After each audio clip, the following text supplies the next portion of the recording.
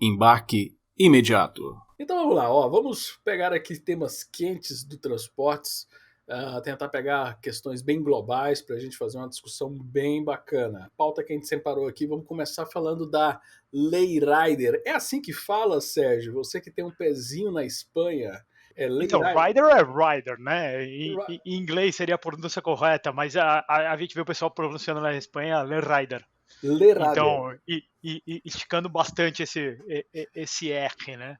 Essa lei, e é uma lei que foi publicada ali lá para maio, né? Com um período bem rápido para a implementação dela, para ser implementada em 3, 4 meses logo em seguida. E é mais uma dessas leis que vem nesse ataque a economia, essa sharing economy, essa economia onde a gente tem muito uso de terceiro, e nesse caso, a lei Rider aqui, ó, difícil falar com sotaque espanhol o tempo inteiro, mas a gente trazendo aqui essa lei, ela ataca as empresas de aplicativo de entrega. Então, como aí no Brasil a gente tem iFood, aqui nos Estados Unidos a gente tem Uber Eats, na Espanha a gente também tem Uber Eats. Então, atacando principalmente essa relação trabalhista da empresa com esse autônomo, esse terceiro,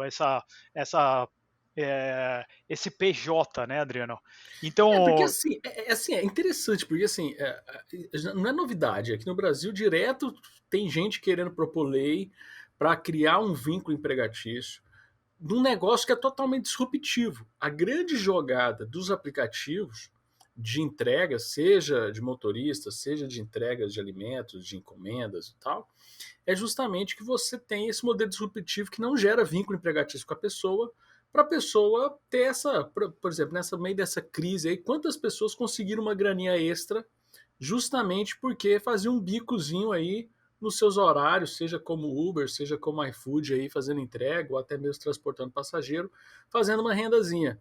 A lei Rider vai fazer justamente o quê? Que obrigar o vínculo empregatício a acontecer. Então a chance de sabotar o modelo de negócio é grande, né, Sérgio?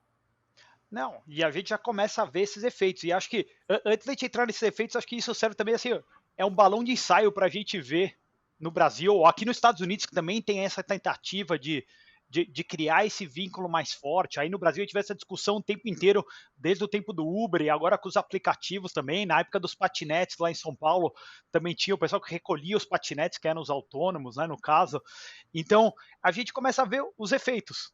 E os efeitos são os efeitos que a gente pode esperar de cara pela lei econômica, que é uma redução do número total de trabalhadores, né? Embora o discurso do político na hora que implementa essa lei vamos proteger o menos vulnerável, o que a gente acaba vendo logo de cara já são demissões. A gente já começa a ver empresas indo embora da Espanha. A Deliveroo já foi embora da Espanha, anunciou agora no final de agosto que estava saindo da Espanha, falou que não era somente em função da Lei Rider, mas, enfim, não contribuiu positivamente, né? E as outras empresas que já estão que estão lá na Espanha, como a Globo e o Uber Eats, a gente também já começa a ver outros efeitos que, através da análise econômica, você já podia estar esperando, como redução das áreas atendidas, redução dos horários de atendimento. Então a gente começa já a ter um produto pior, de pior qualidade. Então, tudo bem, no centro de Madrid, no centro de Barcelona, que tem bastante demanda, continua tendo bastante entrega. Mas vai para as aforas, vai para os pueblos no meio do nada, virando à esquerda, como a gente fala, vai para as áreas, até para as periferias desses grandes centros urbanos, já começa a ter dificuldade de atendimento. E é justamente quem mais precisa, né? As pessoas que mais precisam são os mais pobres, e aí a lei está protegendo só os ricos, né? Tipo assim, ela cria uma reserva de mercado, vai ter pouca gente trabalhando, porque vão ser poucas pessoas contratadas com essa redução dessa área de trabalho. Perfeito. As entregas ficam mais caras, porque o custo trabalhista é enorme, né? Na Espanha deve ter custo trabalhista igual no Brasil, um absurdo também, cheio de custos.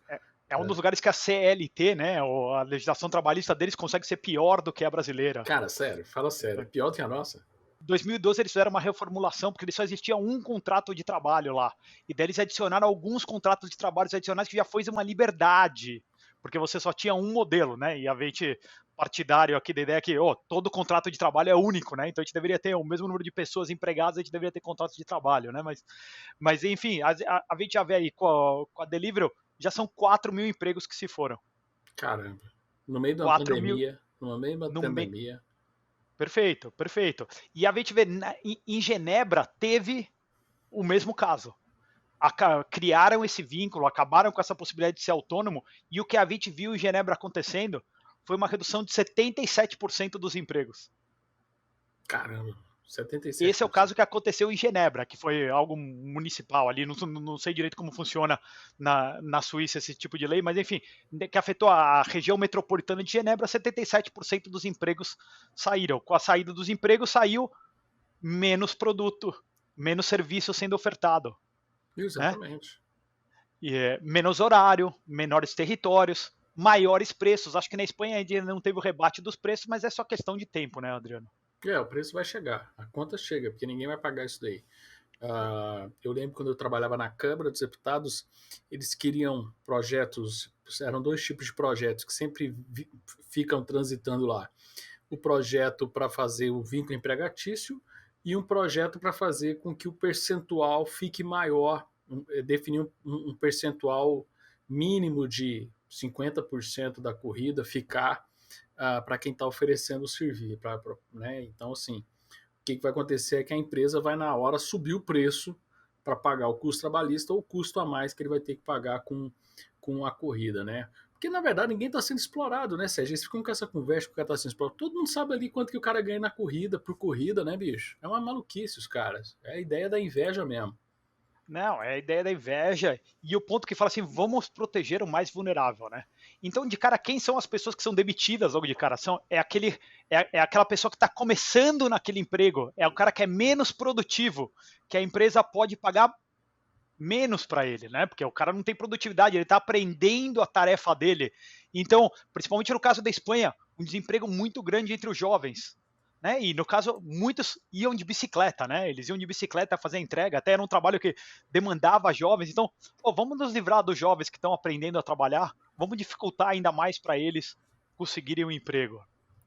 Não, então assim, torcer aí para que as autoridades espanholas revejam aí essa lei aí e que sirva de ensinamento para a gente não deixar esse tipo de lei emplacar. Pelo menos os caras estão fazendo um lado positivo, que é gerando essa estatística para a gente, né, Sérgio? Para a gente não deixar isso gerando a estatística negativa que a gente está vendo.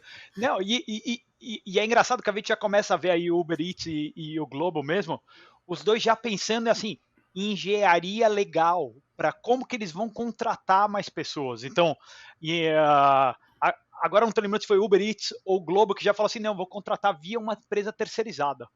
Eu já não vou mais contratar, eu vou contratar via um terceiro. Então já um incremento de custo ali no meio. A outra delas, que agora eu estou confundido qual foi que cada um que fez um caminho, já falando assim, eu vou então CLTizar lá boa parte da minha frota, mas não todos. E os que eu não fizer, capaz que eu cancele. Outra coisa que já começaram a fazer é limitar o número de corridas que um autônomo pode fazer. Então o rapaz que já usava aquilo para complementar a renda dele, mas fazia 10 corridas no dia, agora ele só pode fazer 3 corridas à noite. Ele não pode fazer mais do que aquele para não configurar o vínculo empregatício. Eu estava pensando assim, e estava olhando porque a Califórnia também está atacando muito o modelo de negócio do Uber, né?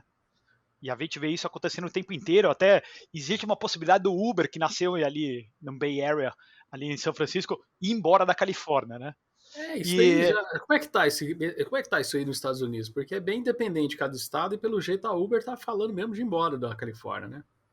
Tá, continua. Teve no final do ano passado, abriu para votação, em uma espécie de um plebiscito ali, junto com a votação de prefeito, né? Então abriu também, teve a votação, o governo perdeu, então a Uber, entre aspas, venceu isso, mas toda hora tem um ataque novo. E eu parei para dar uma olhada assim, pensa todos os ataques que sofreu o modelo de negócio do Uber, ou esse modelo dos autônomos, né? Primeiro foi a luta do monopólio do táxi, a regulamentação. Depois, sim, aqui que a gente já começa a ver, que tem total a ver com esse caso aqui, legislações trabalhistas. Seja na Espanha, seja nos Estados Unidos, seja no Brasil. No Brasil a gente vê toda hora essa tentativa de caracterizar o vínculo empregatício, né, direto, de CLT. O outro ataque que está tendo grande na Califórnia também, que é capaz que o Uber vai embora, é a questão do meio ambiente, que estão querendo fazer que todos os carros tenham que ser elétricos. Né? Não Olha aí. existe nem malha de postos, de abastecimento, tudo isso daqui. E o quarto ponto, que se a gente olhar lá para trás no passado, foi o que pegou Al Capone também, você vê, a Receita Federal também está atacando e em todas as esferas que ela possa conseguir atacar. Então, por exemplo, na Espanha, qual que é o outro ponto que os caras estão atacando? Antes o autônomo pegava a bicicleta que ele comprava e ele estava gravando no imposto de renda para deduzir o pagamento de imposto, né? Agora a Espanha está falando assim, não, autônomo, você não pode fazer isso. Porque você não consegue comprovar que essa bicicleta é só para uso profissional, não é para uso pessoal. Olha Então aí. já não estão deixando o cara gravar isso daí para reduzir o imposto de renda. Então a gente começa a ver esse ataque. São essas quatro frentes, e é no Brasil, é na Espanha, é na Austrália, sei lá a loucura que está acontecendo na Austrália hoje em dia, mas e é aqui nos Estados Unidos, dependendo do estado, cada estado com maior ênfase. Mas o ataque é grande, querendo dificultar o transporte, Adriano. Nossa, fala sério. Porque esses negócios são legais, porque eles vêm para. O que a gente falou de disruptivo é justamente isso, trazer novas possibilidades, novas vibes. A cidade é dinâmica, ela é viva, ela precisa de modelos novos, inovadores. E aí você faz de tudo para barrar a inovação, né? Tá complicado.